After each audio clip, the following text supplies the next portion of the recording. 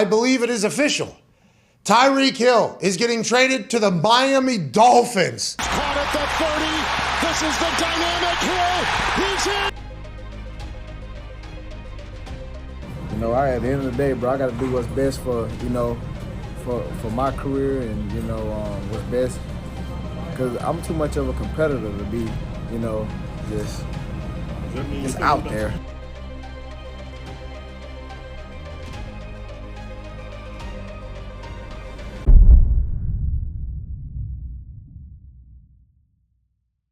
When Tyreek Hill joined the Miami Dolphins in 2022, things were about to get cooking for first-time head coach Mike McDaniel and that offense down in South Beach that featured Jaylen Waddle, Raheem Mostert, Tua Tagovailoa already. They were set to break out of mediocrity and win their first playoff game since the year 2000. But that never materialized, and although we got a great player who had some highlight plays and was on pace to break records, it just never amounted to any team success. Was it coaching?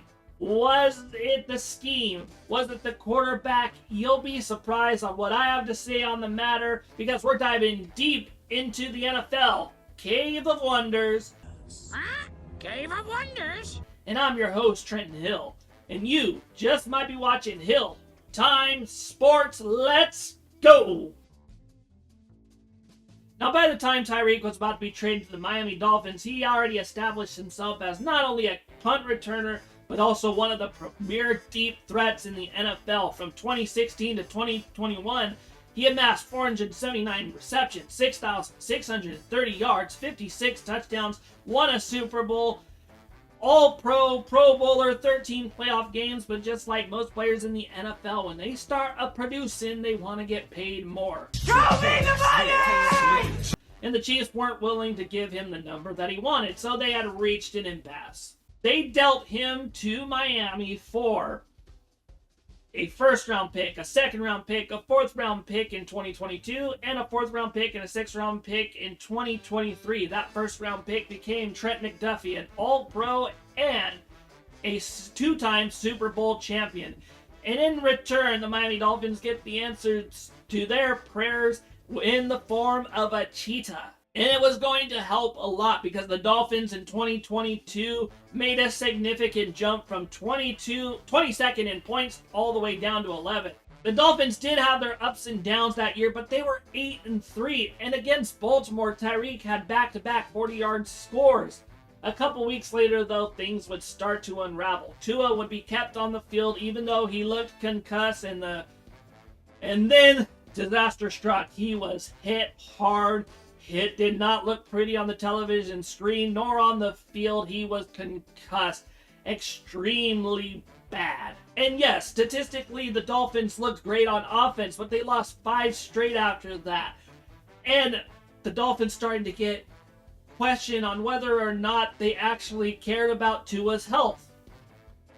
Tua would suffer his third concussion of the season, and despite having Teddy Bridgewater and Skylar Thompson at quarterback, Hill perform magnificently. 1,710 yards, 119 receptions, and 7 touchdowns. But things would come to a halt because Skylar Thompson would throw many interceptions in the playoff game against Buffalo, winning in heartbreaking fashion, 34-31. And Tyreek only finished with 69 yards on 7 catches, a far cry from what he was doing in the regular season.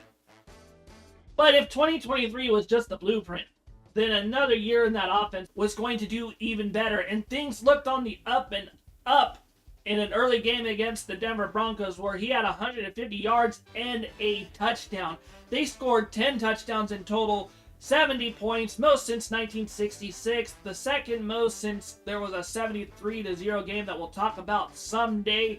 But the Dolphins looked primed for a Super Bowl run, but the following week, they got beat down 48-20 by the Buffalo Bills. And even though they improved on their record from the year prior, they went 11-6. They had a 1-5 record against teams over 500. 100. They also blew a lead against the Tennessee Titans with only 3 minutes to go, allowing 14 points. The first time that has ever happened in the NFL. Tyreek would finish with another video game-like performance with nearly 2,000 yards, 1,799, 13 touchdowns, another 119 receptions. He'd earned an All-Pro and would have the Dolphins' only touchdown against his former team in a 26-7 loss. Even with Jalen Ramsey, though, coming in, it was back to the drawing board, and surely 2024 was going to be even better, correct? Well, you would be wrong, my friends, because it was a foreboding when Tyreek Hill got pulled over and detained by Miami police, and I am not a lawyer. I am not a policeman, so I'm not going to go too deep into that. But in their opening game, Tyreek made out and showed that he had speed not only off the field, but on the field, 130 yards and a touchdown. But their next 3 weeks were totally brutal, including allowing Tennessee to score 31 points, and they would have the #1 overall pick in 2025. Tua, in my opinion, never recovered. He threw 3 interceptions in a game against Buffalo before being concussed again. And Tyreek Hill would finish with a 5-year low of 959 yards and missed the playoffs for the first time since he entered the league. The Cheetah would then throw his team under the bus, saying that he was out. He really didn't want to be on that team anymore, and Tua and Tyreek were throwing snipes at each other until training camp when Tyreek was stripped of his captaincy. Tua said he has to show that he wants to be on the team, and he said all the right things. It looked like things were about to pick up right where they left off in 2023. But he only finished with 259 yards and a touchdown because in a Week 4 game at MetLife Stadium, that horrible, disgusting turf caused him to make his ankle go like this, and he tore up his knee. And unfortunately, he would be released by Miami early in 2026, marking a disappointing end to his Miami Dolphins career. And I'm going to tell you exactly the reason why things failed, at least in my opinion. One, you have a pop gun for an arm in Tua Tagovailoa. Mike McDaniel had to scheme around Tua's weaknesses, and Tyreek is just a burner. He's one of those players that could stretch the field, and he just wasn't able to do that because he didn't have the quarterback to do it. Secondly, you had 2 receivers who were nearly identical in size and weight. They didn't have anybody to complement them and take the pressure off them and break tackles and get up the field, make those hard catches. And although I know it worked with Dan Marino and the Miami Dolphins and the Marks brothers, it just didn't work here because Tua is not Dan Marino. And finally, there's a sad reality for everyone. You get older. He's 32 years old this year, and in 2024, his speed was starting to come down. His top speed was 20.5 miles per hour in Week 10 for the whole season. And then you add this devastating injury. We don't know what he's going to be, and I'm sure the Chiefs are going to look at him. I'm sure there's teams like the Patriots, the Bills, and other contenders that want to take a look at this guy, but we don't know what he's going to be in 2026. And yes, Miami Dolphins, you did make a splash here, but maybe you flew too close to the sun, and it's back to the drawing board. But what do you guys think?